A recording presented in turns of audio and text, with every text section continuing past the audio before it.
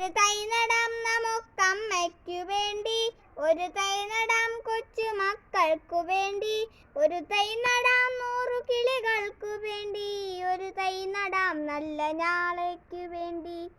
ഇത് പ്രാണവായുവിനായി നടുന്നു, ഇതു മഴയ്ക്കായി തൊഴുതു നടുന്നു, അഴകിനായി തണലിനായി തേൻപഴങ്ങൾക്കായി ഒരു 100 തൈകൾ നിറഞ്ഞു നടുന്നു. ചൊരിയും മുലപ്പാലിനോർമ്മയുമായി പകരം തരാൻ കൂപ്പുകൈ മാത്രമായി, ഇതു ദേവി ഭൂമി തൻ ചൂടൽപ്പ മാറ്റാൻ നിറകണ്ണുമായി ഞങ്ങൾ ചെയ്യുന്ന പൂജ.